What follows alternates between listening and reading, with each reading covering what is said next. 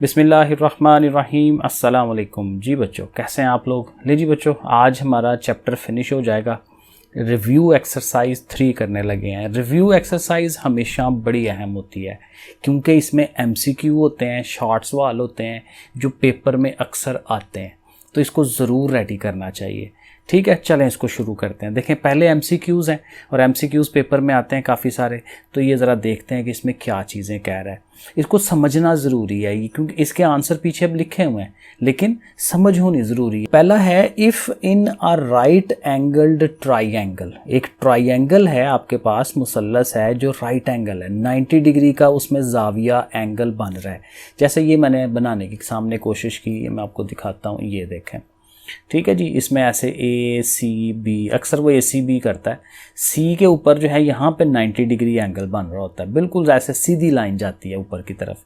तो ये right angle triangle है। तो इसमें क्या कह रहा है, measure of angle C is equal to 90। C के ऊपर 90 का जाविया बन रहा है, सही है।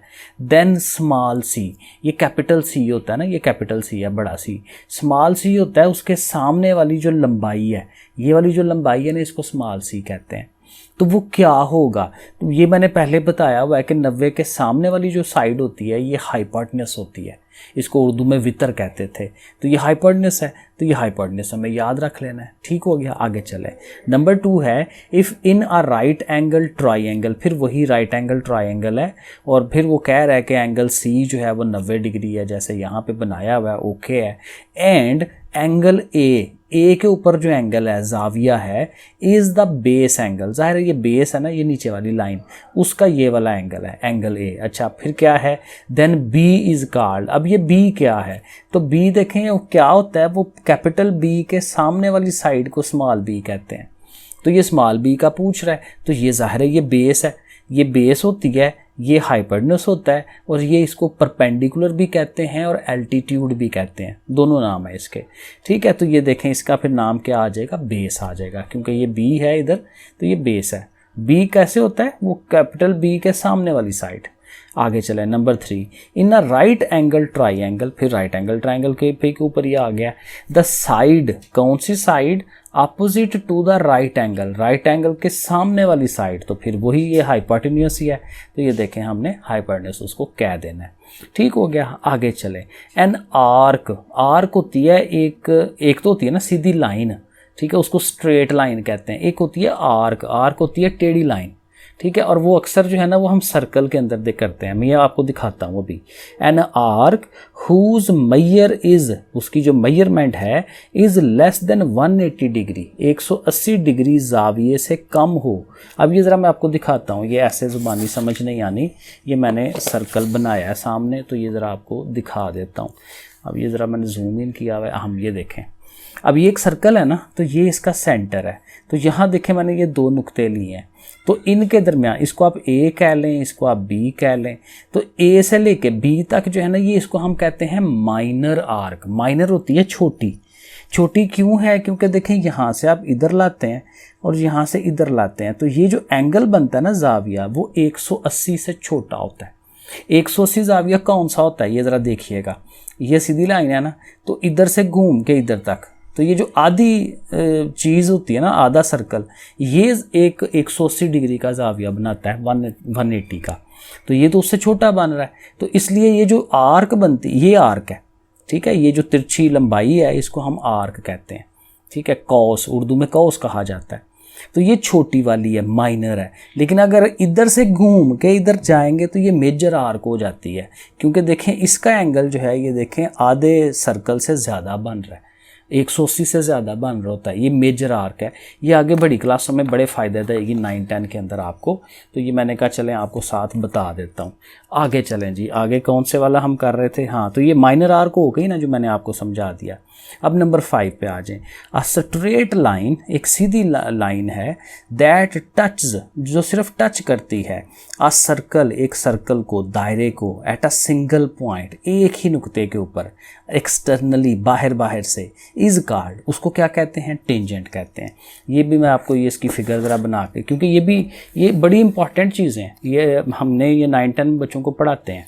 ये देखें ये चीज़, तो ये देखें सर्कल बना हुआ है, तो सर्कल का ये सेंटर, तो सर्कल को देखें एक लाइन जो है ऐसे बाहर से टच करके गुजर रही है, और ये सिर्फ एक सिंगल पॉइंट पे। अब ज़ाहिर है हम इतना अच्छा नहीं बना सकते, लेकिन ये है कि ये नज़र आ रहा होगा कि ये एक नुक्ते पे टच करके बाहर से गुजर जाती है। तो ऐसी जो लाइन बनाते हैं, और ये कहीं पे भी बन सकती है, इधर बन सकती है, इधर बन सकती है, बहुत सारी टेंजेंट लाइनें बन सकती हैं। तो इसे क्या कहते हैं? टेंजेंट। टेंजेंट। आगे 6 वाला पढ़ते हैं, द परपेंडिकुलर डिस्टेंस। परपेंडिकुलर होता है बिल्कुल सीधा, डिस्टेंस फासला, फ्रॉम बेस, बेस से लेके टू द एपेक्स। एपेक्स और ये बेस हमने पढ़ा था उसके अंदर पिरामिड में, ठीक है। तो कहता है बेस से बिल्कुल, बेस के बिल्कुल सेंटर से लेके एपेक्स यानी कि ऊपर उसके कोने तक का जो फासला है वो क्या कहलाता है? उसका एल्टीट्यूड कहलाता है। हाइट भी कहते हैं, एल्टीट्यूड भी कहते हैं। ये भी मैंने कोशिश की थी इसकी डायग्राम बनाने की, ये देखें कितनी प्यारी मैंने बनाई है, ठीक है। ये बेस है उसकी, ये नीचे वाली सतह जिससे हम उसको नीचे रखते हैं ज़मीन के ऊपर किसी चीज़ पे, और ये उसकी ऐसे ऊपर को कोन बनती है, ठीक है। तो अब ये देखें, ये बेस है ना, तो बेस का ये सेंटर यहाँ से लेके ये फासला बिल्कुल सीधा ऊपर कोने की तरफ, ये कोना जो है ये एपेक्स है। तो ये वाली जो लंबाई है इसको हम हाइट कहते हैं या एल्टीट्यूड। एल्टीट्यूड वही बात के परपेंडिकुलर होता है, 90 का जाविया बनाता हुआ बिल्कुल सीधा जो है वो गुजर रहा होता है, ठीक है। तो इसको हम क्या कहेंगे? एल्टीट्यूड कहेंगे। 7 वाले में आए, the volume of pyramid is. Pyramid का जो वॉल्यूम होता है वो 1/3 होता है किसके? प्रिज्म के। अब ये वो चीज़ है जो फार्मूले हैं, जो आपको इस चैप्टर को करते हुए फार्मूले याद होने बड़े ज़रूरी हैं। देखें, पिरामिड का जो 3.3 एक्सरसाइज में वॉल्यूम का हमने फार्मूला पढ़ा है ना, वो था 1/3 बेस एरिया इंटू हाइट। अब ये जो प्रिज्म होता है ना, प्रिज्म हमने इस चैप्टर में नहीं पढ़ा हुआ, ये एक और फिगर होती है। ये पिरामिड तो यही है ना जो हमने ऊपर बनाया था, ठीक है। तो इसमें फिर ये क्या होता है कि ये जो बेस एरिया इंटू हाइट होता है ना, ये फार्मूला है वॉल्यूम ऑफ द प्रिज्म का। अब प्रिज्म क्या होता है, फिर लंबी चौड़ी काम हो जाएगा, तो अभी समझें कि प्रिज्म जब कभी वो आएगा तो फिर देखी जाएगी, वहाँ हम समझ लेंगे, ठीक है। तो ये जो बेस एरिया इंटू हाइट है, ये किसका है formula? Volume of the prism. ये यहाँ पे कहीं यूज़ नहीं होना, लेकिन थोड़ा आइडिया होना चाहिए। तो ये 1/3 ऑफ द ये चीज़ है, ये हमें याद रखनी है। आगे एक और एमसीक्यू में ये चीज़ भी आनी है कि उसने पूछा हुआ वॉल्यूम ऑफ द कोन जो है, अब ये फार्मूला क्या है? 1/3 पाई आर स्क्वायर एच। और ये जो पाई आर स्क्वायर एच है, ये किसका फार्मूला होता है? वॉल्यूम ऑफ द सिलेंडर का। तो ये भी एक एमसीक्यू के अंदर था, तो मैंने कहा साथ ही आपको बता देता हूँ। तो ये जो 7 वाला है हमने समझ लिया, तो क्या हुआ कि volume of the pyramid is always क्या है? 1/3 होता है, 1/3 लिखते हैं, और ऑफ द प्रिज्म है। आगे प्रिज्म वाला फार्मूला है वो जो बेस एरिया इंटू हाइट है। आगे चलें 8 वाला, surface area of the square pyramid. अभी जो मैंने पिरामिड बनाया हुआ था वो स्क्वायर पिरामिड ही था, तो उसका जब सरफेस एरिया लेना होता था तो हम बेस का एरिया लेते थे, और जो उसके फेसेस हैं जो ऊपर की तरफ जा रही होती हैं, 4 ट्राइंगलें जा रही होती हैं, ये हमने 3.3 में पढ़ा था। तो चूंकि वो 4 होती हैं ना, तो उसको 4 से मल्टीप्लाई करवाते हैं, ठीक है। एरिया ऑफ द फेस क्या है कि उसको 4 से मल्टीप्लाई कराते हैं, और इन दोनों को फिर जमा करा लेते हैं। तो ये फार्मूला किसका है? Surface area of the square pyramid. अगर ये होता ना ट्रायंगुलर पिरामिड, तो ट्रायंगल में 3 होती हैं, तो यहाँ 4 की जगह 3 लगा देते, ठीक है। जैसे ये यहाँ पे ये 3 है, ये ट्रायंगुलर का फार्मूला है, तो ये स्क्वायर होगा तो 4, ट्रायंगल होगा तो 3। IX वाला, volume of the pyramid. Pyramid का जो टोटल वॉल्यूम है वो उसका फार्मूला क्या था? 1/3 base area into height of the pyramid. अब वही बात है बच्चों, ये फार्मूले आपको याद करने हैं, वरना ये चैप्टर नहीं होता। फार्मूला आता होगा तो बाकी सारे काम होते हैं। और ये देखें यहाँ पे करके ना उसने ये सारे फार्मूले दिखे हुए हैं ये समरी के अंदर, ठीक है। और वैसे भी जब आप सारी एक्सरसाइजेज कर रहे होते हैं ना, तो एक्सरसाइज करते करते उसके साथ आपको फार्मूले याद कर लेने हैं, ठीक है। तो सारे फार्मूले लिखें, उन्हें याद करें। फिर surface area of the sphere. Sphere जो हमारा एक गोला होता है, गेंद की तरह की जो चीज़ होती है, उसकी जो सतह है, सतह का जो रकबा होता है, ठीक है, वो क्या है? 4πr²। ये उसका फार्मूला है।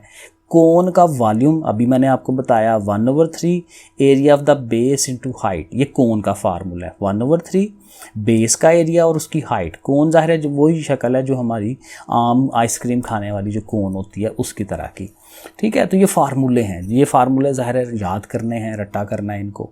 आगे 12वें वाला है द सर्कल्स। अब ये समझने वाली चीज़ है, circles with a common centre. ऐसे दायरे आप लगाएं जिनका सेंटर एक ही हो, तो उनको फिर हम क्या कहते हैं, वो होते हैं कोसेंट्रिक। कोसेंट्रिक सर्कल, कि उनका को का मतलब होता है एक जैसे और सेंट्रिक मतलब उनके सेंटर एक जैसे हैं। मसलन मैं बनाने की कोशिश करता हूँ, एक सर्कल ये मसलन बन गया है, एक सर्कल इसके बाहर बाहर ही आप बना लें, ठीक है, और भी बन सकते हैं, लेकिन इनका ये जो सेंटर है ना, ये छोटे वाले का भी सेंटर है, बड़े वाले का भी सेंटर है, ठीक है। ऐसे करके बहुत सारे ज़ाहिर ये बन सकते हैं, तो इनको हम कोसेंट्रिक कहते हैं। ठीक हो गया, आगे चलें। ये 14 वाला है। अ कंपोजिट होती है जो मुख्तलिफ़ चीज़ों का मजमूआ होता है। 3D फिगर, 3D ज़ाहिर है कि 3 डायमेंशन में, जैसे हमारा कमरा है या जैसे हमारे इर्द गिर्द जो हमें चीज़ें जो भी नज़र आ रही हैं, ये सारी 3 डायमेंशनल होती हैं। जो भी हम कॉपी के ऊपर बना रहे होते हैं वो 2 डायमेंशनल होती है, 2D कहते हैं उसको, ठीक है, क्योंकि उसमें सिर्फ लंबाई चौड़ाई होती है। लेकिन जो 3 डायमेंशनल है उसमें लंबाई चौड़ाई के साथ ऊंचाई भी होती है, लेंथ, विड्थ, हाइट, ठीक है, ऐसे करके तीनों आ जाते हैं। सो बहरहाल अ कंपोजिट 3D फिगर, एक ऐसी फिगर, एक ऐसी शक्ल जो 3 डायमेंशनल हो और वो 2-3 चीज़ों का मिक्स हुआ हो, ठीक है, तो वो क्या होती है, वो ये चीज़ होती है कि उसमें 2D भी हो सकती हैं, 3D भी हो सकती हैं, ठीक है। तो ये सिंपल सा है। और आखिरी वाला जो MCQ है कि किसी आर्क की लेंथ मालूम करनी है। आर्क मैंने बताया था ना, ऐसे करके अगर सर्कल है तो सर्कल के ऊपर यहाँ से लेके यहाँ तक ये जो एक फासला है, ये जो कर्व बनी हुई है ना, कॉस बनी हुई है, इसको हम आर्क कहते हैं। तो इसकी लंबाई मालूम कर सकते हैं। तो ये लंबाई ये हमारी 3.2 में था कि 1 में था, ये देखिएगा। उसका ये फार्मूला है x/360 degree into 2πr। x होता है सेंट्रल एंगल, कि ये जो आर्क है वो इस सेंटर के साथ कितना एंगल बना रही है, कितना जाविया बना रही है, ये एंगल, ठीक है। तो ये x वो होता है, 360 पूरे सर्कल का एंगल होता है, और 2πr साथ इसके लगाते हैं। तो ये भी फार्मूला है, इसको अभी आपने याद करना है। लेकिन जी MCQs तो हमने कर लिए। अब एक क्वेश्चन नंबर 2 जो है वो शार्ट्स वालों वाला है। तो शार्ट्स वाल देखते हैं कि वो उसने हमसे क्या पूछा हुआ है। पहला जो है डेफिनेशन पूछी हुई है, उसने कहा जी पाइथागोरस थ्योरम क्या होता है। पाइथागोरस थ्योरम जो है उर्दू में मसला फिसागोरस कहते हैं, और ये वही है कि हमारे पास एक राइट एंगल ट्राइंगल होती है, 90 डिग्री का जाविया बनाती हुई एक मुसल्लस होती है हमारे पास, राइट एंगल ट्राइंगल। और यहाँ पे देखें, ये हर दफ़ा आपने नाम यही रखने हैं ACB, क्योंकि हर दफ़ा वो C के ऊपर 90 का जाविया शो कराता है। 90 का जाविया मैं फिर बता रहा हूँ कब बनता है, जब एक लाइन बिल्कुल सीधी जाती है, ये सीधी लाइन जा रही होती है बिल्कुल ऊपर की तरफ, ठीक है। तो ये यहाँ पे 90 का बन रहा होता है। तो अब इसमें क्या होता है वो हम ज़रा लिखते हैं। तो हम लिखते हैं इन आ राइट एंगल्ड ट्राइंगल, और ट्राइंगल का नाम भी बता दिया ABC है, विद एंगल C 90 डिग्री है। ये भी हम पीछे पढ़ते हैं कि C पे बताना है कि 90 डिग्री का एंगल है, एंड साइड्स उसकी जो है वो स्मॉल ABC, ठीक है। A के सामने ये स्मॉल A होता है, C के सामने ये स्मॉल C है, B के सामने ये स्मॉल B है।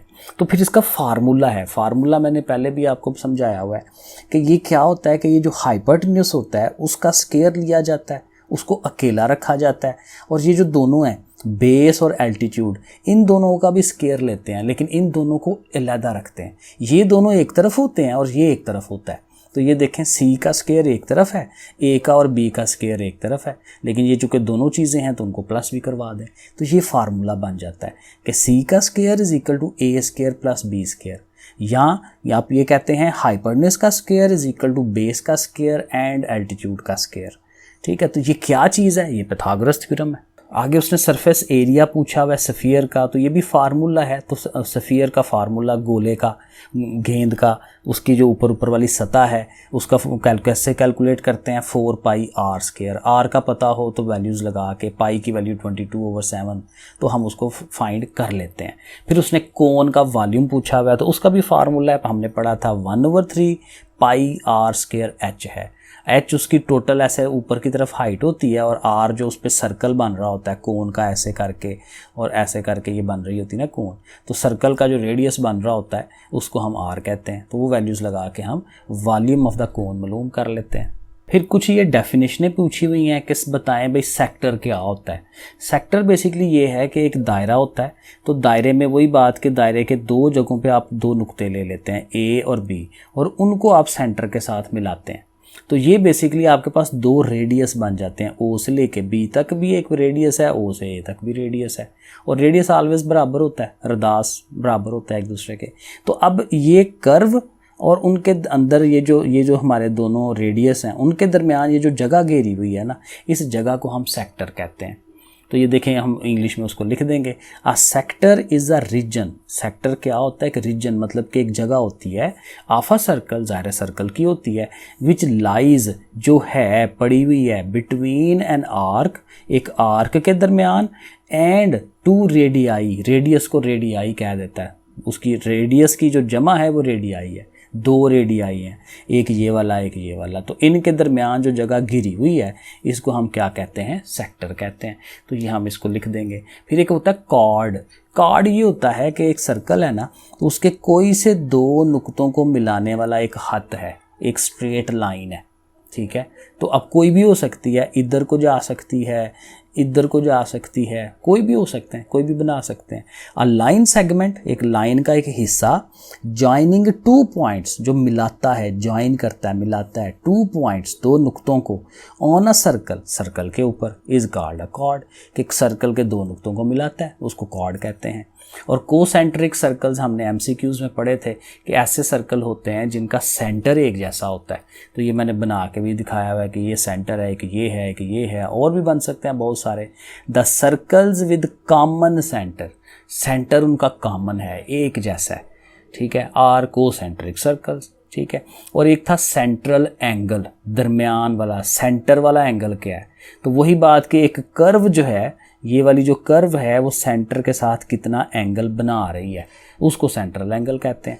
एन एंगल फॉर्म्ड, एक जाविया जो बनता है, बाय एन आर्क, जो एक आर्क बनाती है, of the circle at the centre of the circle, circle के ऊपर, सेंटर ऑफ द सर्कल के ऊपर, उस सर्कल का जो दरमियान वाला नुक्ता है वहाँ पे कितना एंगल बनाती है, तो वो क्या है? सेंट्रल एंगल है। फिर क्वेश्चन नंबर 3 है, उसका पहला पार्ट है, find volume of the sphere, sphere का वॉल्यूम मालूम करें, और रेडियस उसने दिया हुआ है 3.2 सेंटीमीटर। तो बड़ा सिंपल सा फार्मूला है, सवाल है कि वॉल्यूम का फार्मूला लिखें। स्फीयर जो गोला है, गेंद होता है, उसका जो फार्मूला है वॉल्यूम का वो है 4/3 पाई आर क्यूब।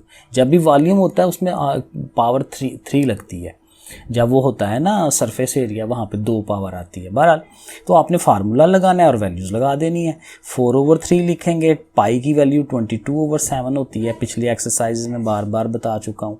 आर की वैल्यू ये उसने हमें दे दी हुई है 3.2, और उसके ऊपर 3 पावर। अब हमें क्या करना है? इन दोनों को मल्टीप्लाई करवाना है। ऊपर वाली चीज़ से मल्टीप्लाई होती है। 22 4s are 88, 3 7s are 21, नीचे वाले से मल्टीप्लाई, और इसका हमने क्यूब ले लेना है। ये अगर आता है आपको करना तो इजी है। 3.2 का क्यूब कैलकुलेटर पे ले लें।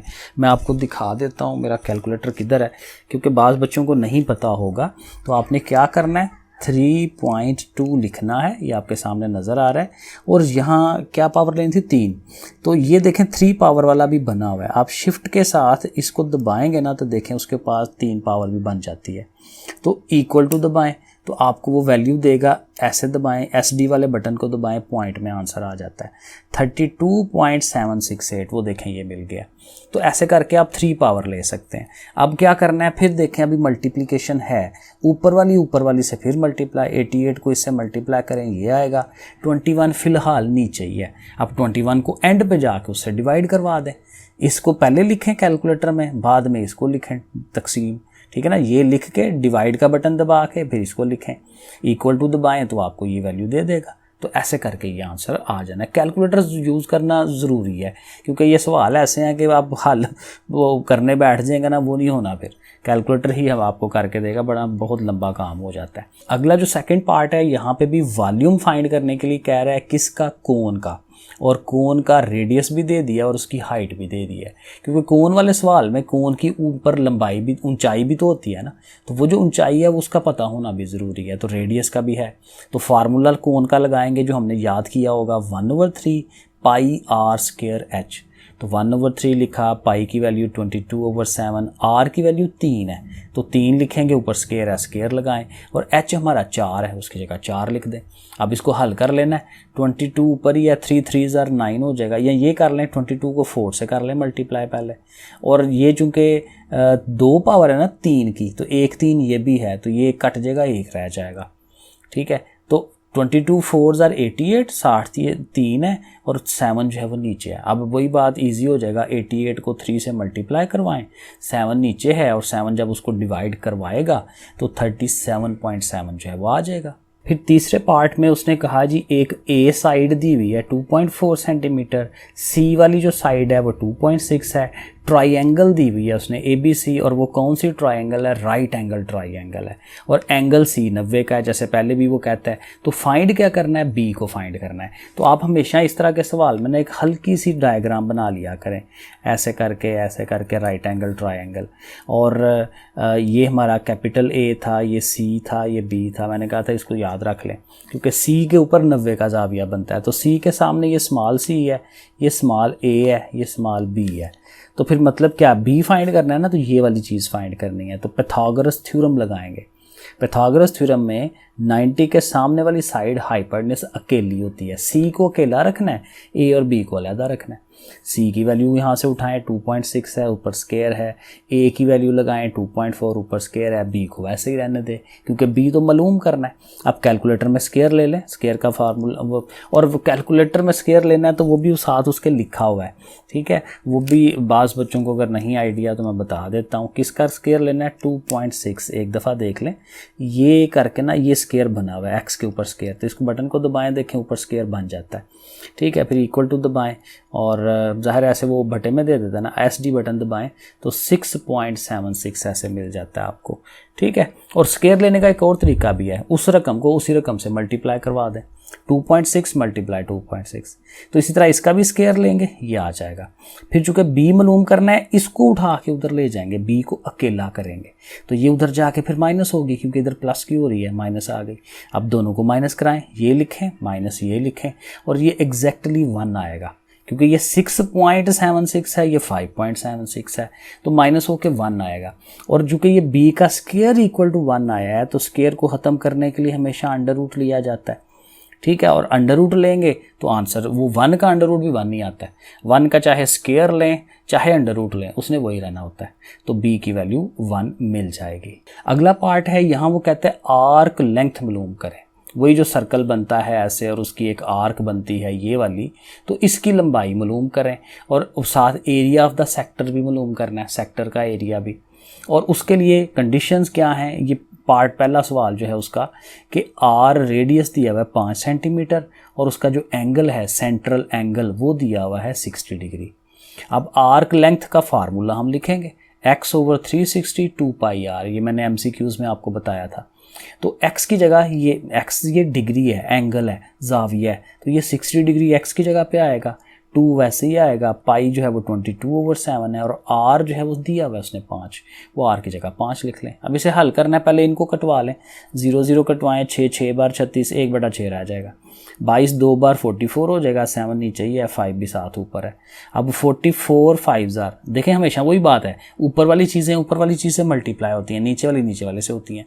तो 44 5 220 हो जाएगा, 6 7 42, इन दोनों को डिवाइड करा दें, 5.24 आंसर आ जाएगा। ये क्या आ गया, आर्क लेंथ, ये इस कॉस की लंबाई आ गई।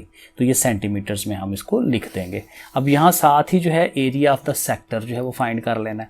अब सेक्टर का जो एरिया है वो भी फार्मूला अगेन इसको याद करना है, x/360, उसमें भी x/360 था लेकिन वहाँ पे था 2 पाई r, अब आ गया पाई r स्क्वायर। ठीक है, तो फिर वैल्यूज़ लगाएं, x की जगह वही 60, पाई की जगह वही 22/7, r का स्क्वायर है तो r की वैल्यू 5 थी ना, तो 5 को 2 दफ़ा लिख लें, 5 5 25 इसने हो जाना है। तो 5 5 25, 25 को 22 से कर लें, 557 है, और 6 और ये फिर वो कटेगा। ठीक है, 0 0 से 6 36 1/6, फिर 550 को 6 7 42 से डिवाइड करा दें इसको, तो 13.1 आ जाना। रेडियस दिया हुआ है 7.5 सेंटीमीटर और जो सेंट्रल एंगल है वो भी दिया हुआ है 45 डिग्री, तो एग्जैक्टली ए पार्ट की तरह ही है।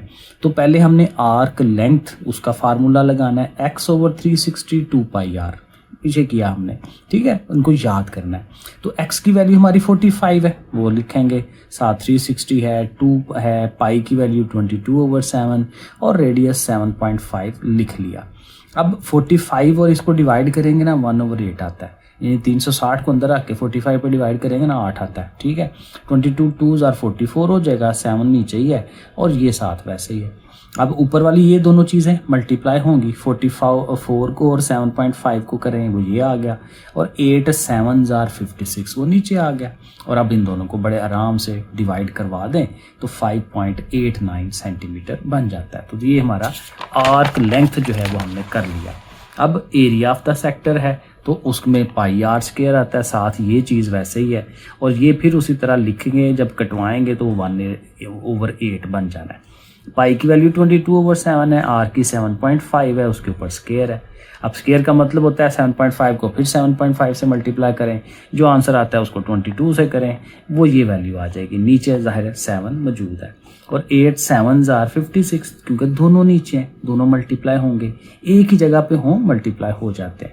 और ऊपर वाली चीज़, अब इसको ऊपर वाली को डिवाइड करवाएं 56 से 22.09, तो ये देखें बड़े आपके सामने सारे स्टेप्स बने हुए हैं, इनके लिहाज से ये आपने काम करना है। और इसी सवाल का 5वां पार्ट भी है कि यहाँ रेडियस दिया हुआ है और साथ दी हुई है कि एरिया ऑफ द सेक्टर भी दिया हुआ है, कैलकुलेट कर दिया उसने, वो कितना है 49 सेंटीमीटर स्क्वायर। और मालूम क्या करना है, सेंट्रल एंगल मालूम करना है। अब चूंकि सवाल में एरिया ऑफ द सेक्टर दिया हुआ है ना, तो एरिया ऑफ सेक्टर का फार्मूला ही आप लगाएं, तो वो फार्मूला हमने लिख लेना सारा। अब एरिया ऑफ द सेक्टर चूंकि है 49 तो इसकी जगह पे आप 49 लगाएं, x की जगह पे x हमें मालूम करना है, सेंट्रल एंगल x होता है वो मालूम करना है, वो वैसे ही 360 भी वैसे ही, पाई की वैल्यू 22/7, r हमारे पास है 8 तो r की जगह 8 लिख दें, ऊपर स्क्वायर है। अब रकमें लगा ली हैं हमने। अब जो चीज़ मालूम करनी है वो ये पड़ी हुई है और उसके आगे नीचे ऊपर नीचे चीज़ें पड़ी हुई हैं, हमें इसको अकेला करना है। तो बड़ा सिंपल है, होता है कि जो नीचे चीज़ें हैं वो ऊपर चली जाती हैं उधर जाके, और जो ऊपर चीज़ें हैं वो नीचे चली जाती हैं। तो 360 और 7 देखें ऊपर चला गया, 22 और 8 का स्क्वायर नीचे, 8 का स्क्वायर 8 8 जा 64। अब ऊपर तीनों को मल्टीप्लाई करके वो लिख लेंगे, नीचे इन दोनों को मल्टीप्लाई करके लिख लेंगे, तो वो मैंने यहाँ लिख दिया। तो ये रकमें आएंगी, इन को डिवाइड करा दें तो 87.7 और ये डिग्री है क्योंकि एंगल है, जाविया है, तो ये डिग्री में आता है, तो ऐसे करके ये आ जाएगा। ठीक हो गया, ये हमारा क्वेश्चन नंबर 3 मुकम्मल हो गया। अब क्वेश्चन नंबर 4 में क्या कहता है, कहता है एक लड़का है जी तारक, उसने क्या करना है, बिल्ड अ स्क्वायर पिरामिड। वो एक टेंट बनाता है, जैसे वो हमारे जाते हैं, क्या इनका नाम होता है, ये स्काउट्स जो होते हैं, तो स्काउट्स जाते हैं तो अपना टेंट बनाते हैं। आजकल ये जो वीलॉगिंग वगैरह करते हैं लड़के, मोटरसाइकिलों पे अपना सारा सामान ले जाते हैं और कहीं जाके कगान नरान वहाँ पे टेंट लगा के तो वो रात अपनी बसर करते हैं। तो टेंट उसने लगाया है, ठीक है, तो स्क्वायर पिरामिड टेंट है, जैसे मैंने आपको शक्ल बताई, ये मैंने बना भी दी है, चलिए अच्छी बात है, मेरी मेहनत, मैंने स्क्वायर बनाया है और वो पिरामिड बना दिया आपको। अच्छा, वो अपने नाइट कैंप के लिए वो कर रहा है। The base of the tent is a square, जाहिर है बेस जो है ये स्क्वायर है, ये नीचे वाली जगह जो है ये स्क्वायर है। स्क्वायर का मतलब होता है उसकी लंबाई चौड़ाई सारा कुछ 2-2 है, ये भी 2 है, ये भी 2 है, इधर भी 2 है, इधर भी 2 है, ठीक है। तो उसकी साइड क्या है 2 मीटर और हाइट उसकी 3 सेंटीमीटर है। तो हाइट हमेशा सेंटर से लेके ऊपर की तरफ जाती है, एपेक्स की तरफ, तो ये कितनी है 3 सेंटीमीटर, वो हम लिख देंगे।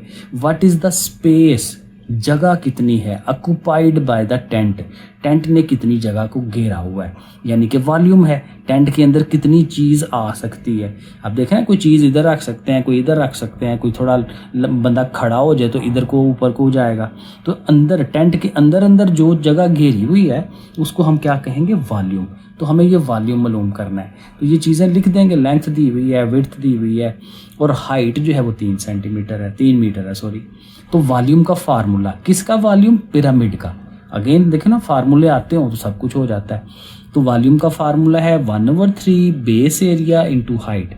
ये हमारी 3.3 वाली एक्सरसाइज का सवाल है। तो फार्मूला लिख लेना है 1/3 है बेस एरिया, बेस का एरिया निकालना है। तो एरिया होता है लेंथ और वेड्थ को मल्टीप्लाई कर दें, 2 × 2, इसकी जगह ये आ जाएगा 2 × 2। और हाइट जो है वो 3 है तो उसकी जगह 3 लगा दिया। देखें कितना छोटा सा सवाल है, 3 से 3 ने कट जाना है क्योंकि वो नीचे है, और 2 और 2 मल्टीप्लाई करेंगे, 2 2s are 4, 4 1s are 4, तो 4 आंसर आ गया। और चूंकि ये वॉल्यूम है और वो यूनिट मीटर है तो मीटर के ऊपर क्यूब। जब भी वॉल्यूम फाइंड करें 3 पावर लगाएं, जब सरफेस एरिया निकालें तो 2 पावर लगाएं। अब आ जाए क्वेश्चन नंबर 5 पे। कहता है अ राइट पिरामिड, एक पिरामिड है राइट वाला। राइट का मतलब ये नहीं कि अच्छे वाला, सही वाला। राइट का मतलब कि उसमें जो ट्राइंगल बन रही है वो राइट एंगल ट्राइंगल है। अब पिछला जो पिरामिड था उसकी 4 साइडें थी, उसको स्क्वायर कहते थे। अब जो पिरामिड है वो स्क्वायर वाला नहीं है, इसलिए इसकी शक्ल बनानी भी मुश्किल थी, मैंने बनाई नहीं है, छोड़ दी है, क्योंकि वो 3 साइडें हैं नीचे, ट्राइंगल है। और ऐसी ट्राइंगल है इस तरह की वाली जिसमें वो क्या है कि वो राइट एंगल ट्राइंगल है, जिसको हम पीछे पढ़ा भी है। उसमें एक हाइपरनेस होता है, एक एल्टीट्यूड है और एक उसकी बेस होती है। ठीक है, तो राइट एंगल ट्राइंगल है और उसका वॉल्यूम है, पूरे पिरामिड का वॉल्यूम उसने खुद ही कैलकुलेट करके हमें दे दिया 60। जैसे पिछले में हमने वॉल्यूम निकाला था, कैलकुलेट किया था, यहाँ वॉल्यूम पहले से हमें दे दिया। तो हम लिख लेंगे वॉल्यूम कितना है, 60 क्यूबिक सेंटीमीटर। इसको पढ़ते हैं क्यूबिक सेंटीमीटर, क्यूब 3 पावर को क्यूब कहते हैं, क्यूबिक सेंटीमीटर। अच्छा, इफ बेस एंड एल्टीट्यूड, अब ये जो ट्राइंगल है ना उसकी ये बेस और ये एल्टीट्यूड उसने दिया हुआ है। ठीक है, वो कितना है ये यहाँ कहीं लिखा होगा, 6 सेंटीमीटर और 10 सेंटीमीटर। ये बेस 6 है और ये जो एल्टीट्यूड है ये 10 है। ठीक हो गया, तो फिर करना क्या है, find the height of the pyramid, pyramid की हाइट निकालें। अब देखें यही जो पहली इंफॉर्मेशन है ना वहीं से हमें समझ आ जाती है। उसने देखें वॉल्यूम हमें दे दिया है, तो चूंकि वॉल्यूम दिया हुआ है तो आपने फिर वॉल्यूम का ही फार्मूला पूरा लिख लेना है, उसी को इस्तेमाल करना है वॉल्यूम को, क्योंकि ये हिंट हमें मिल जाता है कि सवाल कैसे करना है। तो वॉल्यूम का पूरा फार्मूला वही जो पिछले सवाल में किया है, 1/3 बेस एरिया इंटू हाइट। तो वॉल्यूम की वैल्यू है हमारे पास 60, वो आप v की जगह 60 लिख दें, 1/3 लिखें। अब बेस एरिया क्या था, बेस हमारी क्या है, ट्राइंगल। तो ट्राइंगल यानी मुसल्लस का जो एरिया होता है उसका फार्मूला है, फार्मूला मैं दोबारा बता रहा हूँ, वो होता है 1/2 बेस इंटू हाइट या एल्टीट्यूड। तो ये देखें मैंने लिखा है फार्मूला पूरा कि जब ट्राइंगल का बेस एरिया पूरा बनाना हो तो ये फार्मूला है 1/2 बेस इंटू एल्टीट्यूड। जब भी कोई ट्राइंगल हो ये फार्मूला लगता है तो उसके एरिया का, ठीक है ना। और हाइट तो ज़ाहिर है हाइट ही है जो भी उसकी बनेगी पिरामिड की, और यही हाइट हमने मालूम भी करनी है। ठीक है, तो ये h ऐसे ही रहेगा। अब ये बेस और एल्टीट्यूड की वैल्यूज़ हैं हमारे पास, बेस हमारी 6 है, एल्टीट्यूड 10 है, तो बेस की जगह 6 लिख दें, एल्टीट्यूड की जगह 10 लिख दें। अब देखिए बड़े आराम से हल होगा, ये 6 कट जाएगा इस 6 वाले से, और ये 10 क्योंकि h को हमने अकेला करना है ना तो 10 को उठा के उधर ले जाएंगे, 10 इधर मल्टीप्लाई हो रहा है h के साथ, ठीक है ना, 10 जो है वो h के साथ इकट्ठा है, तो 10 को उधर लेके जाएंगे तो वो डिवाइड हो जाएगा, तकसीम करवाएगा, और 10 से 60 को डिवाइड करें तो 6 आ जाता है। तो देखें बड़े आराम से हाइट का पता चल गया पिरामिड का, तो वो कितनी है, 6 सेंटीमीटर है। क्वेश्चन नंबर 6 पढ़ें। इन ट्राइंगल ABC, अब एक ट्राइंगल है सिंपल वाली और उसमें एंगल C 90 है, तो फिर वही राइट एंगल ट्राइंगल आ गई। BC जो साइड है वो 2.1 सेंटीमीटर है, AC साइड जो है वो 7.2 है, और क्या करना है कि जो AB वाली साइड है उसकी जो लंबाई है वो हमने मालूम करनी है। तो बड़ा इजी है, हमने वो ट्राइंगल हल्की फुल्की बना लेनी है जो हर दफ़ा राइट एंगल ट्राइंगल मैं आपको कहता हूँ कि बना लें। A इधर लिखें, C इधर लिखें, इधर हमेशा C लिखना है और B ऊपर लिखें, क्योंकि आसानी हो जाएगी सवाल करते हुए, हमें पता होगा कि इधर 90 का एंगल बन रहा है। अब उसने सवाल में AC दे दिया और BC भी दे दिया, तो ये जो AB है मालूम करना है। अब डायग्राम बना लिया है ना तो हमें पता चल रहा है कि ये C के सामने ये जो साइड है ये हाइपोटेन्यूस है उसकी, तो इसको अकेला रखना है और इन दोनों को अलग रखना है। तो देखें पाइथागोरस थ्योरम लगाएंगे, AB अकेला है, AC और BC वो दोनों एक तरफ हैं। अब इनकी वैल्यूज़ लगाएं, AC की वैल्यू, BC की वैल्यू, इनके स्केयर लेने हैं। स्केयर मैंने आपको बता दिया कि 7.2 को 7.2 से ही मल्टीप्लाई कर लें, या स्केयर का बटन बना हुआ है कैलकुलेटर पे वो कर लें, तो ये 2 वैल्यूज़ आ जाती हैं। तो इनको आप जमा करवाएं, जमा लिखा हुआ है, दोनों को प्लस करें, ये आ जाएगा। और चूंकि इधर ए बी का स्क्वायर है तो आप वही बात कि स्क्वायर को ख़त्म करने के लिए स्क्वायर रूट होता है। स्क्वायर रूट जिसको लेना नहीं आता, ये किधर गया मेरा कैलकुलेटर, वो आप देख लें, एक दफ़ा मैं कर देता हूँ। ये स्क्वायर रूट का बटन बना हुआ, ये ऑन कर लेते हैं। स्क्वायर रूट का बटन को दबा लिया, कर्सर वहाँ पे ब्लिंक हो रहा होता है और किसका करना है 56.25 का, वो लिख लिया। फिर ये बराबर का निशान होता है, इसको आप दबाएं तो ये देखें आंसर वो दे देगा। बटे में आंसर जब भी देता है ना तो ये SD बटन बना होता है, ये वाला SD वाला, इसको आप दबाएं तो वो पॉइंट में ले जाता है 7.5। तो ये देखें हमारा पास आंसर आ जाएगा 7.5। तो AB हमने मालूम कर लिया। क्वेश्चन नंबर 7 क्या है, छोटा ही लग रहा है, वॉल्यूम ऑफ स्क्वायर पिरामिड मालूम करना है। ठीक है जी, वही बात जैसे मेरे हाल में क्वेश्चन नंबर 4 में था। 4 में भी यही था कि उसका वॉल्यूम मालूम करना है स्क्वायर वाले पिरामिड का, कि जिसकी जो नीचे बेस है उसकी 4 साइडें होती हैं। बेस एरिया उसने खुद ही दे दिया हमें 255 सेंटीमीटर स्क्वायर, और हाइट भी दे दी है 7 सेंटीमीटर। तो सब कुछ ही तो दिया हुआ है, तो बस फार्मूला लगाना है और वैल्यूज़ लगानी है, हल कर लेना है। वॉल्यूम बराबर 1/3 base area and height. Base area दिया हुआ है 255, हाइट दी हुई है 7। अब 255 मल्टीप्लाइड बाय 7 करेंगे 1785, 3 नीचे है, 3 पे डिवाइड कर दें सीधा सीधा 595। देखें कितने आराम से 2-3 स्टेप्स के अंदर आंसर हमें मिल जाता है। वॉल्यूम आ गया 595 क्यूबिक सेंटीमीटर, क्योंकि सेंटीमीटर्स हैं तो आप सेंटीमीटर लिखें और 3 पावर लिख लें। क्वेश्चन नंबर 8, ये थोड़ा सा बड़ा सवाल है।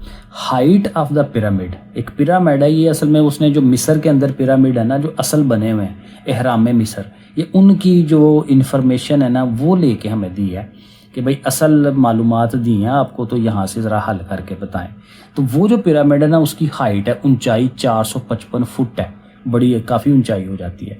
इफ़ यू वॉक अराउंड, अब वो जो पिरामिड बना हुआ है स्क्वायर वाला पिरामिड ये वाला, तो इस कहता है इसके अगर आप इर्द गिर्द चलते हैं, यहाँ से चलते चलते यहाँ आएँ, इधर को जाएँ, इधर को जाएँ, इधर को जाएँ, फिर वहीं पर पहुँच जाएँ, तो जब ये पूरा चल के जाएंगे ना तो ये कितना फासला बनता है 3024 फीट। अब यहाँ पे जरा एक चीज़ याद रखें, देखें ये चूंकि स्क्वायर होती है ना तो ये चारों साइडें बराबर होती हैं, तो इसको भी x कह दें, इसको भी x कह दें, इसको भी x कहें, इसको भी x कहें, तो कितने x हो गए, 4x हो गए।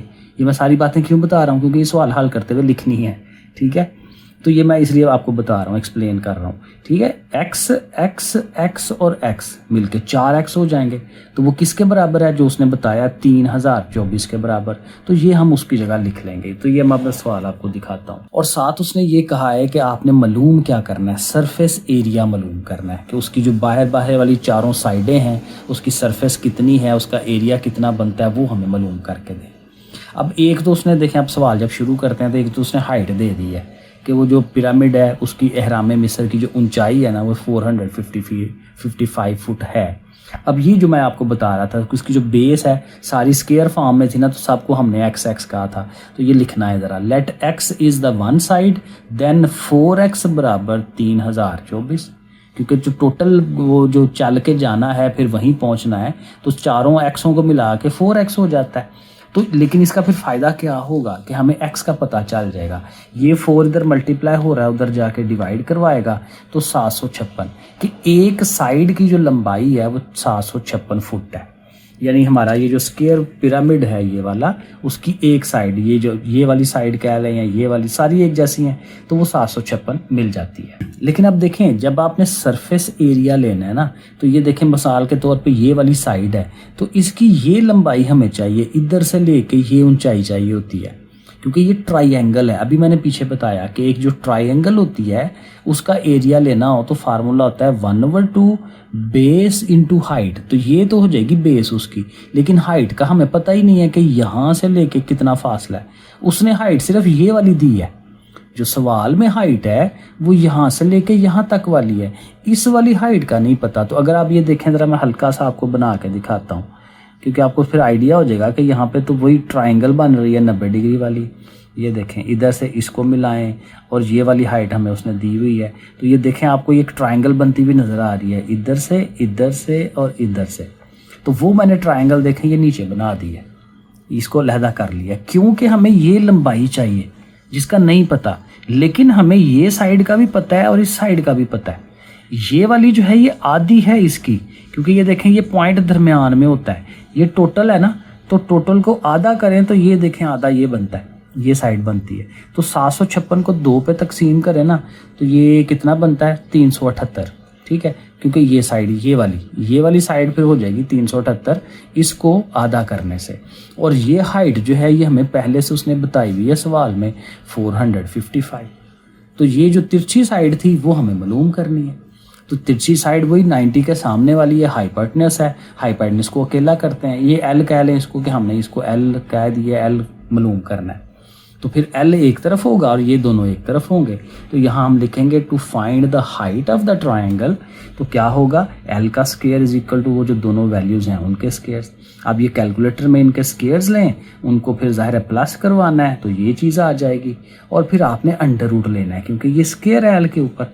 जब भी स्क्वायर को ख़त्म करवाना है तो आपको स्क्वायर रूट जो है वो लेना होता है। तो कैलकुलेटर में ये लें 591.5, आगे भी कुछ आता है लेकिन जो पीछे आंसर है उस तक जाने के लिए बस इतनी ही वैल्यू लेनी है 0.5 तक। अब चूंकि हमें ये साइड का पता चल गया ना कि इसकी लंबाई कितनी है, तो जो एक ये इधर से ट्राइंगल है, एक इधर से है, एक उधर से है, एक उधर पीछे से होनी है, तो 4 ट्राइंगलों को उनका जो सरफेस एरिया है वो जब हम मालूम कर लेंगे तो टोटल हमारे पिरामिड का जो है सरफेस एरिया पता चल जाएगा कि कितना आया। तो देखें 4 पहले लिखा है क्योंकि 4 साइडें होती हैं पिरामिड की। फिर वो जो मैंने फार्मूला एक ट्राइंगल की सरफेस एरिया का बताता हूँ, 1/2 बेस इनटू ये हाइट उसकी जो हमने मालूम की है।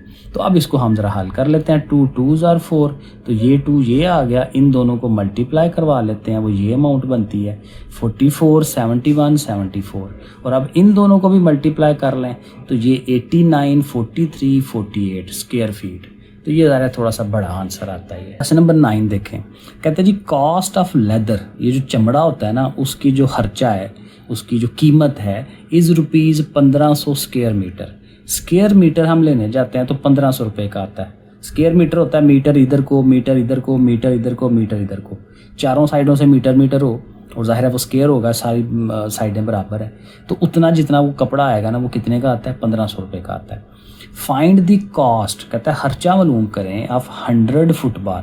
हमने कितने फुटबॉल बनाने हैं 100 फुटबॉल बनाने हैं, और कितनी उसकी जो है वो क्या उसको कहते हैं गुलाई हो, उसके लिए उसका रेडियस उसने दिया हुआ है 0.12 मीटर वाला। एक आम जैसे नॉर्मल फुटबॉल होता है वो फुटबॉल बनाना है, और फुटबॉल चूँकि गोल होता है, गुलाई है, तो गुलाई में फिर रेडियस तो होता ही है, सेंटर से लेके तो ऐसे तक का फासला जो है ये रेडियस होता है। अब यहाँ देखें हमें क्या करना है, हमें सरफेस एरिया मालूम करना है। बॉल होता है ना गेंद को जेन में लाएं, तो गेंद अगर फुटबॉल देखें तो फुटबॉल के ऊपर जो है छोटे छोटे पीसीज को जोड़ के जो है उन्होंने वो सिलाई करके जो है फुटबॉल का मुकम्मल किया होता है। तो उसकी जो सतह है, ऐसे गुलाई है अगर, तो उसके ऊपर वाली जो सतह है वही तो लेदर लगना है ना, उसके ऊपर ही चमड़ा लगना है। तो वो हमें फिर क्या करना है, उसकी सतह का जो एरिया रकबा है वो हमें मालूम करना है, और वो एक फुटबॉल का पहले मालूम कर लेंगे, और चूंकि कितने फुटबॉल हैं 100, एक का जब एरिया आ जाएगा ना उसको 100 से मल्टीप्लाई कर लेंगे, ठीक है। उस हिसाब से फिर कॉस्ट आ जाएगी। तो स्टार्ट हम कैसे करेंगे, रेडियस हमें दिया हुआ है, सरफेस एरिया का फार्मूला लगाएंगे जो हमारे एक सफ़ियर का होता है, गुलाई का, गोले का होता है। तो 4 पाई आर स्क्वायर, 4 लिखा, पाई की वैल्यू लगाई, आर की वैल्यू भी दी हुई है। अब ज़ाहिर से हल कर लेते हैं। 4 × 22 88, नीचे 7 है, 0.12 का स्क्वायर ले लें वो ये आ जाता है, ठीक है। अब 88 को और इसको मल्टीप्लाई कर दें, ये आ गया। 7 तो चूँकि नीचे था, अच्छा मैंने डिवाइड भी करवा ही दिया, यानी पहले 88 को इससे मल्टीप्लाई करें, जो आंसर आएगा उसको 7 पे डिवाइड करा दें, तो ये आंसर बनता है। अब ये जो है आंसर, ये एक फुटबॉल का सरफेस एरिया है। हमारे पास तो 100 फुटबॉल है, तो फिर हमने क्या करना है, इस आंसर को 100 से ज़रब दिला दें। तो 100 से ज़रब का मतलब होता है पॉइंट आगे, 2 डिजिट आगे, 100 में 2 ज़ीरोज़ होते हैं ना, इधर आ जाएगा 18.103 आ जाएगा जो अगले पेज पे है। सो देखें टोटल सरफेस एरिया हमारा 18.103 आ जाएगा। अब देखें वो जो उसने खर्चा दिया हुआ था वो 1 स्क्वायर फुट का कितना है 1500, तो 18 का कितना होगा, 18 से ज़रब दिला दें। अब देखें ना, 1 का 1500 है तो 2 का कितना होगा, 2 का 3000 हो जाता है। कैसे, 1500 को 2 से ज़रब, 3 होंगे तो 3 से ज़रब, 4 होंगे 4 से ज़रब। तो चूँकि 18 हैं, 18 हैं तो 18 से मल्टीप्लाई उसको कर देते हैं। तो 18.103 को 1500 से ज़रब दें तो ये हमारे पास आंसर है 27,154। उसने पीछे 27,134 लिखे हैं। तो सारे ये जो पॉइंटों वाले सवाल होते हैं ना, उसमें थोड़ा सा फ़र्क आ ही जाता है आंसर में। तो बहरहाल ये हमारा आंसर बिल्कुल सही है। क्वेश्चन नंबर 10 करते हैं। बड़ा सिंपल सा सवाल है कि अर्थ का रेडियस दिया हुआ है, हमारी जो ज़मीन है ना उसका रेडियस उसने, अब ज़ाहिर है ज़मीन जो है उसको भी गोले की तरह ही देखते हैं, बॉल की तरह ही उसको हम महसूस करते हैं। वैसे तो थोड़ा बहुत फ़र्क है लेकिन ओवरऑल हम उसको कहते हैं कि ये बॉल की तरह ही है, गोलाई है उसमें, ठीक है। तो उसका रेडियस उसने दिया हुआ है कितना, 6,371 किलोमीटर। देखना कितना ज़्यादा रेडियस है, 6,371। तो कहता है उसका क्या करना है, सरफेस एरिया आपने फाइंड करना है। तो रेडियस दिया हुआ है r = 6371। तो सरफेस एरिया मालूम करना है। सरफेस एरिया का फार्मूला लिखेंगे 4πr²। जो सफ़ियर है उसका हम फार्मूला हम यूज़ कर रहे हैं, तो 4 लिखेंगे। पाई की वैल्यू अब यहाँ उसने 3.14 यूज़ की हुई है, शायद रकमें बड़ी हैं इस वजह से। और ये मैं पीछे भी बता चुका हूँ कि 22/7 और 3.14 ये एक ही बात है। 22 को 7 पे डिवाइड करें यही वैल्यू आती है, लेकिन वो इससे ज़्यादा भी अगली वैल्यूज़ भी होती हैं, लेकिन यहाँ हम नहीं ले रहे होते। तो बहरहाल r की वैल्यू लगाएं। अब इसके ऊपर चूँकि स्क्वायर है तो 6,371 को हमने 6,371 से मल्टीप्लाई करवा देना है, तो वो ये वैल्यू आ जाएगी। 4 से इसको मल्टीप्लाई करा दें, ये आ गई। अब इन दोनों को भी मल्टीप्लाई, अब ज़ाहिर ये कैलकुलेटर का काम ही है सारा, इन दोनों को करें तो ये देखें काफ़ी लंबा चौड़ा आंसर आ जाता है। तो इसके साथ अब चूँकि ये किलोमीटर में था तो फिर ये क्या हो जाएगा, किलोमीटर स्क्वायर, क्योंकि ये सरफेस एरिया है। क्वेश्चन नंबर 11 देखते हैं। What will be radius, radius क्या होगा ऑफ स्फीयर, एक गोले का, विद सेम वॉल्यूम, कहता है उसका भी वॉल्यूम उतना ही है एज रेक्टेंगुलर क्यूबाइड।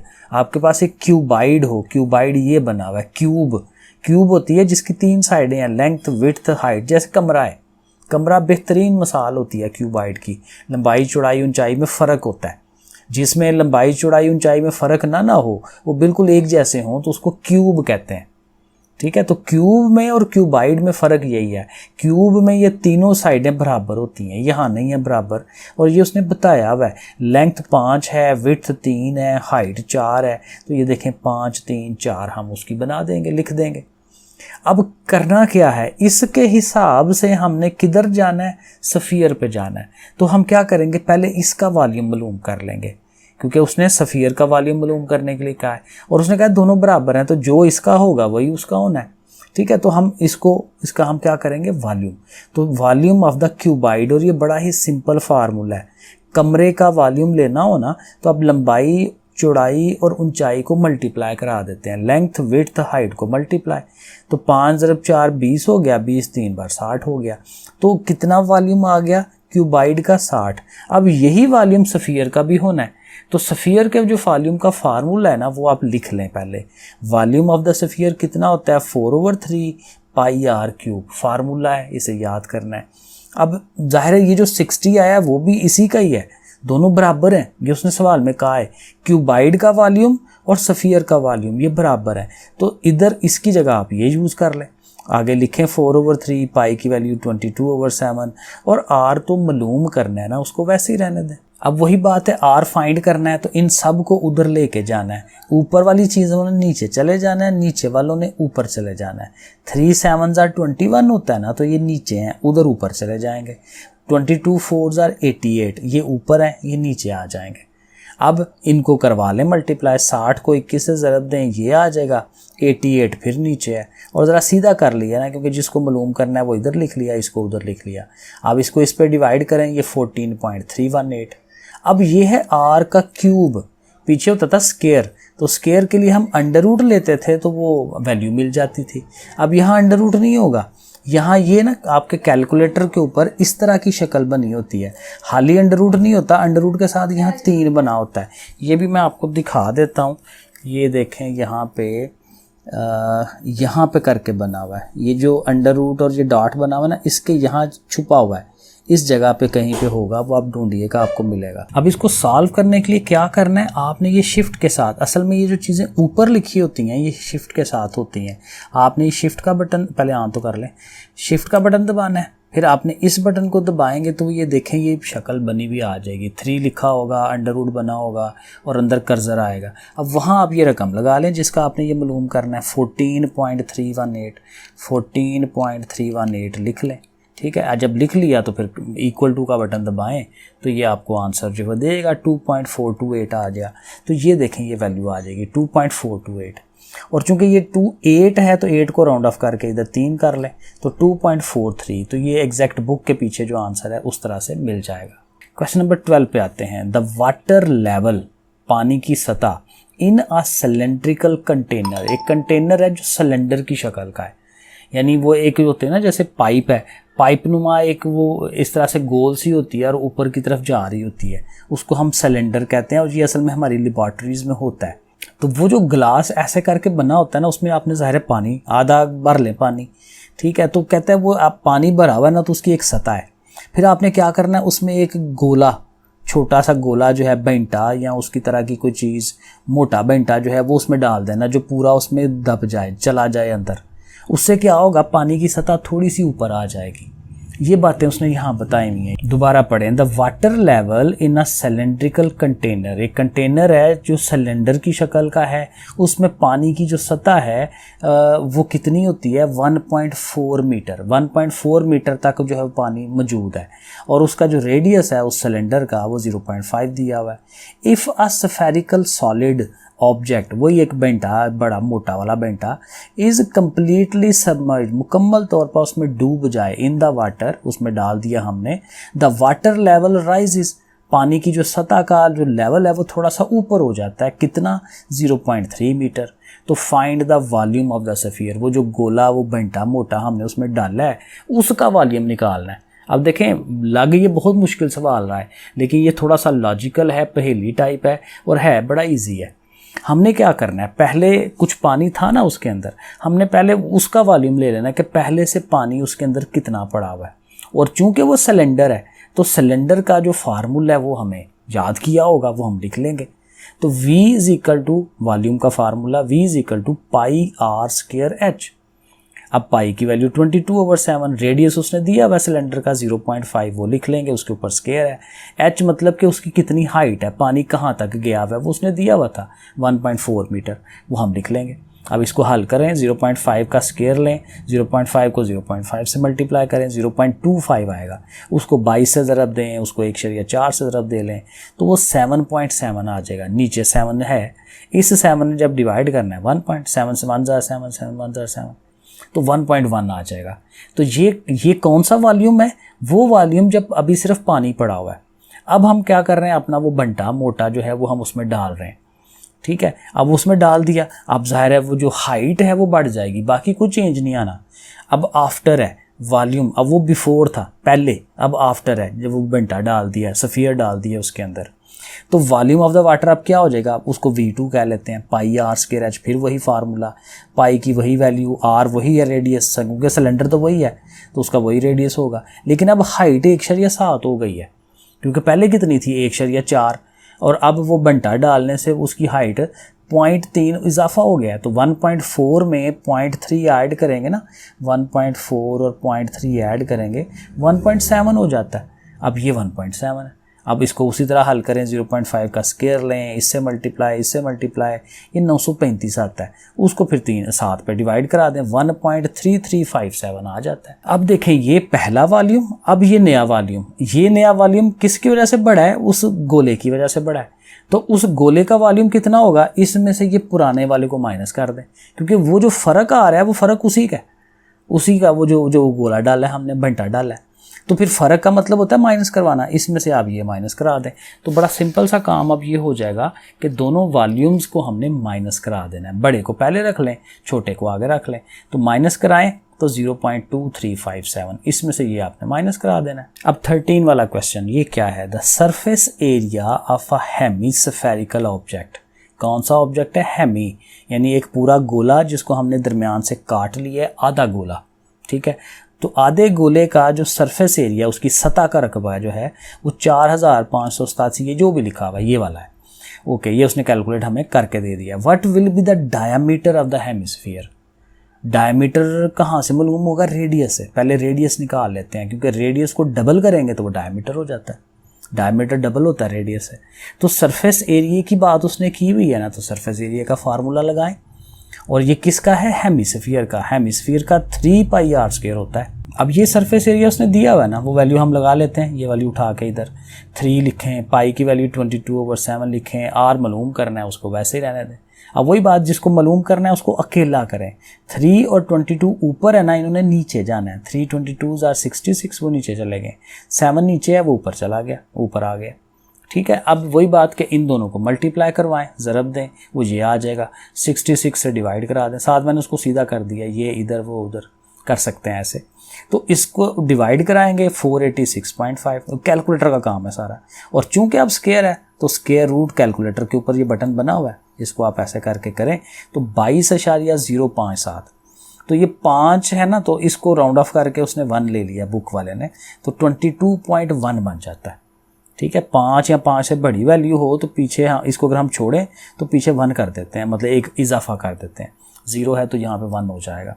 तो 22.1 आ गया उसका रेडियस। तो हमें तो चाहिए डायमीटर, तो उस 22.1 को 2 से मल्टीप्लाई कर दें तो 44.2 आ जाएगा। तो ये हमें डायमीटर का पता चल गया हेमिस्फीयर का। Question number 14, find volume of hemisphere. अब हेमिस्फीयर का क्या मालूम करना है? वॉल्यूम मालूम करना है। Whose diameter is 20 centimetre. उसका डायमीटर दिया हुआ उसने 20 सेंटीमीटर। अब डायमीटर से तो नहीं होता, रेडियस से होता है, तो हम रेडियस पे चले जाएंगे और कहते हैं आंसर आपने मीटर्स में देना है। अब ये आंसर पीछे जो है ना थोड़ा सा गलत है, क्योंकि ये मैंने चेक किया है, जो मैं ये भी करके दूंगा ना, यही आंसर सही है। देखें, डायमीटर दिया है ना 20 सेंटीमीटर, तो पहले तो मैं इसको मीटर में कन्वर्ट कर लेता हूँ। मीटर और सेंटीमीटर में 100 का गैप होता है, तो आपने इस 20 को 100 पे डिवाइड करा देना। 0 से 0 कटवाएं, 2/10 करेंगे ना कैलकुलेटर में, 2 को 10 पे डिवाइड करें, 0.2 आ जाता है।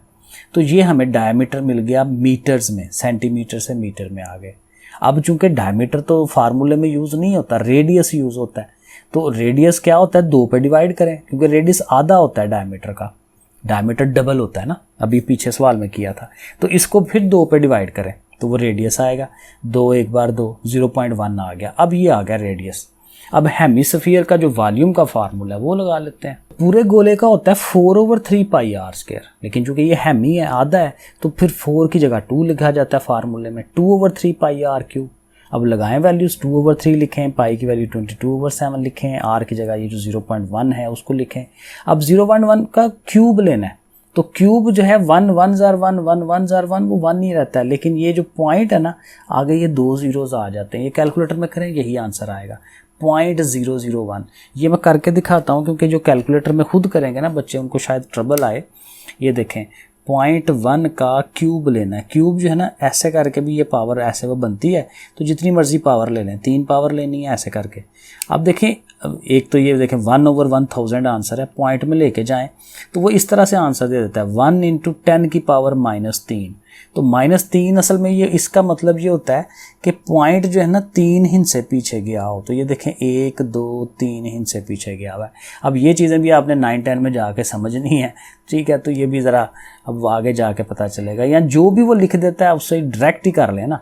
इसको जो भी आंसर आएगा ना उसको डायरेक्ट मल्टीप्लाई इनसे करवा लें, तो ये डायरेक्ट आपको ये वाली वैल्यू मिल जाएगी, आपको मुश्किल में नहीं पड़ना पड़ेगा। ठीक है, इसका क्यूब लें कैलकुलेटर में, जो आए उसको 22 से ज़रब दे दें, जो आए उसको 2 से ज़रब दे दें, वो आपको फिर डायरेक्ट ये वैल्यू मिल जाएगी। और नीचे 7 3 बार 21 जो है ये आ जाएगा। तो 0.044/21 21 पे डिवाइड करें आप ये वैल्यू। अब ये फिर वही उसने वो कुछ इस तरह से लिखा होगा 2.095 × 10 की पावर -3, कुछ ऐसे करके आंसर देगा कैलकुलेटर। तो इसको डायरेक्ट सही लिखना हो तो पॉइंट, ये 3 पावर है ना, तो पॉइंट 3 हिंस से पीछे जाता है। तो ये जो 2095 आया होगा ना, तो पॉइंट है इधर, तो इससे उठा के एक डिजिट ये, दूसरा ये, तीसरा ये यहाँ पे, तो ऐसे करके ये इसका एग्जैक्ट आंसर है। पीछे आंसर उसने पॉइंट इधर लिखा हुआ है 20 ऐसा करके, वो गलत है, होता ही नहीं है, पॉसिबल ही नहीं है। ये आंसर बिल्कुल सही है, ठीक है, ओके है। और एक ये लास्ट वाला क्वेश्चन है 15, हाउ मच सैंड, कितनी रेत, can a conical container container या चीज़ हमारे पास जो है जिसमें हमने रेत डालनी है वो किस शक्ल की है, कोन की शक्ल की है। जिस ज़ाहिर है जब कोन हम खाते हैं वो जिसमें एक चुंझ बनी होती है और ऊपर से खुली साइड होती है, ठीक है। तो उस तरह की चीज़ है, उसमें हमने रेत डालनी है। तो कितनी रेत आएगी, तो कितनी रेत आने का मतलब ये है कि उसके अंदर जगह कितनी, यानी कि वही वॉल्यूम हो गया। तो हमने इसका वॉल्यूम मालूम करना है और उसकी हाइट भी उसने दी हुई है 2.5 मीटर है और उसका रेडियस भी दिया हुआ है। तो हाइट 2.5, रेडियस 2 मीटर, और जो ज़ाहिर है हमारे ये जो कोन होती है, कोन का जो वॉल्यूम का फार्मूला है वो हम लिखेंगे 1/3 पाई r स्क्वायर h। तो 1/3 लिखा, पाई की वैल्यू यहाँ फिर वही बात है, उसने 3.14 यूज़ की है बुक वाले ने, ठीक है। वो हम यूज़ करेंगे, r की जगह 2 लिखेंगे और h की जगह 2.5। तो फिर 2 का स्क्वायर 4 हो गया, 4 को इससे मल्टीप्लाई 31.4 और नीचे 3 है। तो जब 3 से उसको हम डिवाइड करेंगे तो 10.4667 ऐसे आ जाएगी वैल्यू। अब ये आंसर है, लेकिन वो कहता है ये देखें ना मीटर्स में है, उसने मीटर्स में दिया हुआ था तो हम इसको मीटर्स में ही लिखेंगे। लेकिन ये उसने इन्फॉर्मेशन एक एक्स्ट्रा दी हुई है कि 1 क्यूबिक मीटर जो है वो 120 किलोग्राम के बराबर होता है। तो चूंकि हमारे पास 10 क्यूबिक मीटर आए हैं तो 1 क्यूबिक मीटर में 120 किलो रेत आ सकती है, तो 10 में कितनी आएगी, ज़ाहिर है उससे ज़रब दे देंगे जैसे पिछले एक सवाल में किया था, ठीक है ना। 1 के अंदर 120 है तो 2 में कितनी होनी है 240, 3 में कितनी होनी है और उसमें इजाफा, यानी मल्टीप्लाई। तो ये जो 10 आते हैं जितने भी 10.4667 उसको 120 से ज़रब दे देंगे सीधा सीधा, तो ये आ जाता है 1256 किलोग्राम कि इतने किलो रेत जो है उस चीज़ में आ सकती है। चलें जी, ये एक्सरसाइज डन हो गई है। ओके फिर, अल्लाह हाफिज़।